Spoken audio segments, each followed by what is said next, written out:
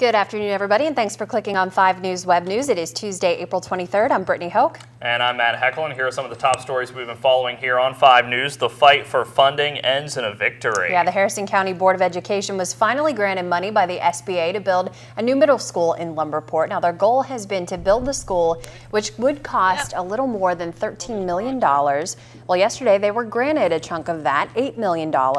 They plan on starting the transformation as soon as possible, and their first step is to hire a facility planner, which they're going to do next week.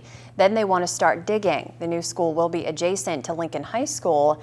The two buildings will be separate, but they're going to share the cafeteria and the buses. Each school will still have their own classrooms and gymnasium.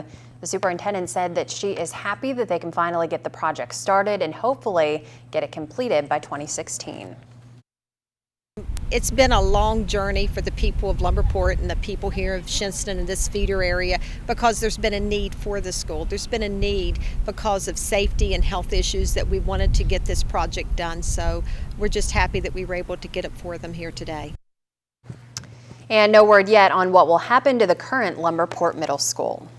And a needs project in Lewis County was also approved by the SBA. Lew School will see improvements after the county was awarded over $3.1 million. The school currently consists of 2 buildings. The older part, which was built in the early to mid-1950s, will be torn down. Additions will be made to the other part of the school that was built in 1982. The board will contribute $1 million from levy funds to that project.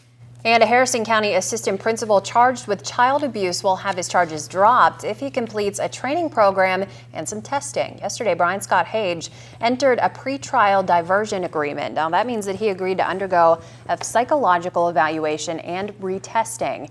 If he finishes both of those in a certain amount of time, the child abuse charge will be dropped. Hage was originally charged after an altercation with a boy in the school's cafeteria. That incident was caught on camera. Now, we've reached out to Superintendent Susan Collins to see if Hage will be allowed back in the school, but we have not yet heard back from her. Well, another man was arrested on an attempted murder charge for an incident in Gilmer County a few months ago. 23-year-old Dustin Moore supposedly went with 3 others to a home in December to try to kill the 2 people living there. Officers say they apparently beat the 2 people with a lead pipe, leaving them both unconscious. 18-year-old Derek Stallnaker was arrested late last week for his alleged role in those attacks. Well, a shopping plaza in Bridgeport where a fire broke out last week may have to be demolished. Owners say so much of the area has been damaged, it may not be worth trying to remodel, so their only option may be to start from scratch. Earlier on 5 News, we told you fire investigators believe the fire started at Total Dental behind the sign in the roof area.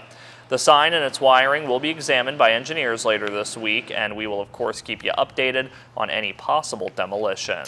And we're still waiting to hear from investigators about what started a fire early yesterday morning at a house in Upshur County. Crews were called to Upper Rooting Creek Road in Johnstown just after midnight. The home was destroyed in the blaze, but luckily the owner and his 2 dogs made it out safely. We do know something about the cause, though. Investigators think that it might have started in the kitchen.